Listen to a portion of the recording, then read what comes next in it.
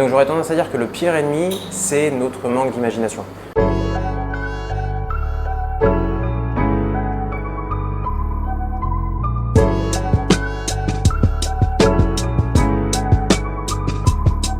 Dans ce nouvel épisode de Beyond the Scène, un mystère floral se révèle.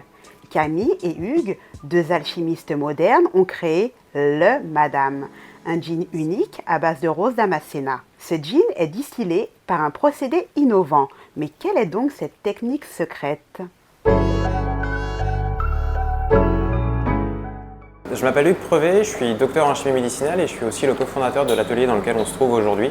Donc l'atelier Le Madame qui est dédié à la conception de spiritueux et à leur déclinaison à travers la mixologie qui est un univers qu'on affectionne tout particulièrement.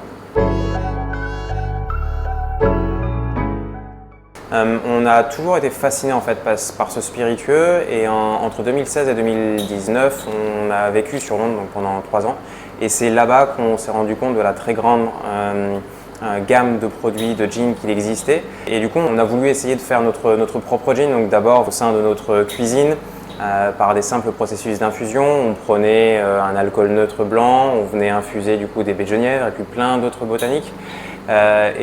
Tous ces différentes recettes, on les a fait tester en fait, à notre groupe d'amis et certaines d'entre elles ont vraiment plu. Et c'est à ce moment-là où on s'est dit qu'il serait peut-être intéressant d'approfondir le sujet, de savoir ce qu'il est possible de faire, quel est le cahier des charges du gin, comment on peut s'y prendre et c'est de là finalement qu'est né le projet Le Madame. Ouais, très bien.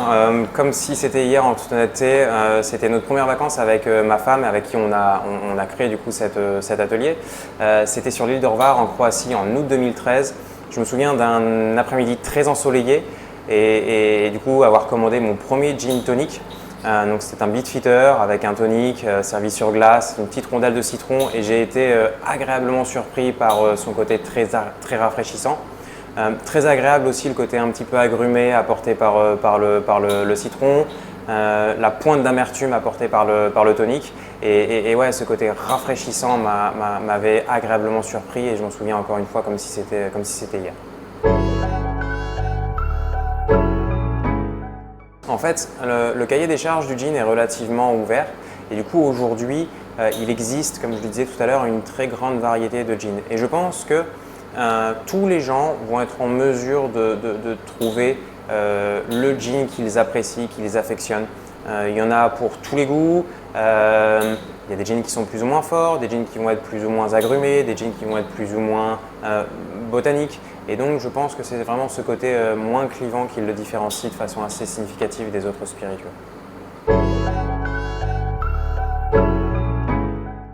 Eh bien, comme le projet, la base du projet est née lors de notre séjour sur Londres, on voulait en fait un nom qui sonne bien en anglais, qui est transposable en anglais. Et donc on imaginait bien le mot Madame prononcé en anglais avec un petit accent. Et on trouve aussi également très important la particule le, parce qu'on ne veut pas un produit qui soit genré. Donc de là en fait est né ce mot le Madame. Lors de notre aventure sur Londres, en fait, on s'est rendu compte que, alors pas tous les gins, mais une grande majorité était à dominante botanique, donc baies de genièvre forcément, et puis tout ce qui est coriandre, cardamome. Et donc à ce moment-là, on a voulu développer un gin qui soit plus à base de fleurs. Sauf que pour pouvoir distiller en fait la fleur, qui est un ingrédient qui est relativement fragile, on voulait éviter le phénomène de cuisson qui est connu dans un alambic traditionnel où on va chauffer à des températures qui sont relativement hautes, entre 80 et 100 degrés pour atteindre le point d'ébullition de l'alcool. Et à ce moment-là, en fait, avec des ingrédients qui sont fragiles, qui ne résistent pas à la chaleur, eh bien, on va avoir en fait une certaine dénaturation. Donc on ne va pas être en mesure de capter et de capturer des saveurs qui sont très délicates.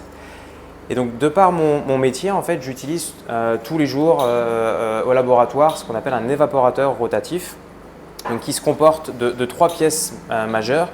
L'évaporateur rotatif ici, une pompe juste ici et un cryostat juste en dessous. On a 2 ballons et le fait de travailler dans un environnement fermé et avec une pompe juste à côté, on peut appliquer des pressions qui sont relativement basses, réduites. Donc là, typiquement, à titre d'exemple, on est à 75 millibars. Et le fait de pouvoir travailler à pression réduite, eh bien, on diminue le point d'ébullition de notre solvant, donc là en l'occurrence l'alcool, et donc du coup ça nous permet de distiller à de basses températures.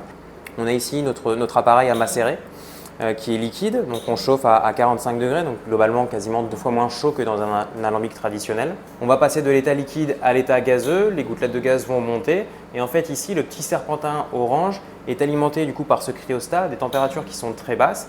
Et donc là, on va avoir un processus de condensation et on va récupérer ici, dans cette deuxième petite boule, notre distillat. C'est ce qui fait finalement l'originalité de notre produit et notre transformation. On distille tous nos botaniques de façon individuelle après une période de macération. Et une fois qu'on a tous nos distillats de façon individuelle, donc là on est en train de faire notre ingrédient floral, vous avez en fait en dessous les autres botaniques qui ont déjà été distillées. On va venir assembler ça dans notre cuve et ensuite on utilise une autre coupe qui nous vient de cognac pour pouvoir ramener en fait au titre d'alcool qu'on souhaite avoir. Alors l'accord parfait, je dirais que c'est le gin tonic.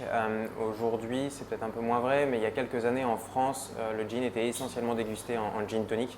Et typiquement, lorsqu'on était sur Londres, on a été surpris en fait les premières fois de commander du gin et les serveurs nous demandaient quel tonic on souhaitait avoir parce qu'en effet, il existe maintenant une grande gamme de toniques qui permet en fait de se marier super bien avec un gin en particulier, de pouvoir mettre l'accent par exemple sur le côté un peu agrumé du gin ou au contraire un petit peu plus botanique ou plus floral.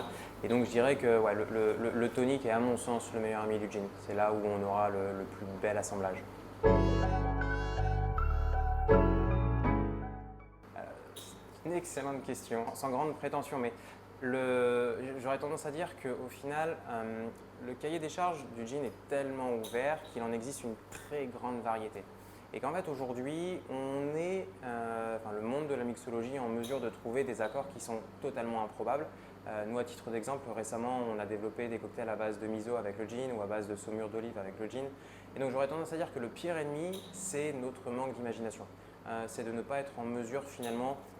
On peut trouver des accords totalement dépaysants, déroutants et qui sur le papier ne pourraient ne pas fonctionner, mais en fait fonctionnent très bien. Donc à mon sens, le pire ennemi, c'est vraiment notre absence d'imagination. Là, on ne sait pas où aller en fait. Alors je pense que c'est très personnel, ça dépend des gens, ça dépend aussi de la saison. Mais typiquement, en tout cas en ce qui me concerne, j'apprécie énormément le gin tonic bien frais en été lorsqu'il fait très chaud. Je trouve ça encore une fois très, très rafraîchissant et c'est de par voilà, mon expérience passée. Mais je trouve aussi qu'aujourd'hui, certains gins peuvent être bu finalement purs, un peu comme un digestif. Et du coup, c'est aussi très intéressant de boire un gin en hiver, vous savez, au bord d'un petit feu de cheminée, un petit digestif, donc un gin pur servi sur un petit lit de glace. C'est aussi super intéressant. Donc, je dirais que ça dépend énormément des gens et de la saison, mais finalement, on peut en boire un peu tout le temps. On a lancé du coup notre première collection fin d'année 2024, donc à très court terme, l'idée c'est de développer cette première collection Rose Damascena. On travaille aussi sur une autre collection, donc toujours dédiée au gin, mais sur une collection où plutôt que d'utiliser différents botaniques, on va se centrer sur un botanique, mais on utilisera des procédés de macération qui sont différentes pour pouvoir extraire du coup des saveurs différentes.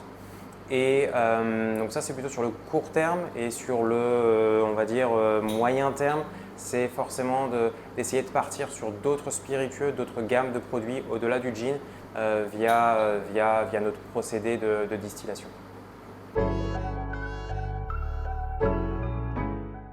C'est une éprouvette. Tous les gens connaissent ça, mais nous, dans notre domaine, c'est vachement utile pour deux raisons. La première raison, c'est que ça nous permet de mesurer en fait, des quantités avec une marge d'erreur relativement faible. Et nous, c'est vachement important puisque du coup, à l'issue du processus, on va assembler nos distillats dans des proportions qui sont très précises. Et donc ça nous permet d'être le plus précis possible et surtout, bien qu'artisanal, être le plus reproductible possible entre nos différents batchs. Et ça nous permet aussi un élément très important de mesurer en fait, le taux d'alcool de nos différents distillats, c'est-à-dire qu'en fait, on vient remplir cette éprouvette-là avec notre produit fini.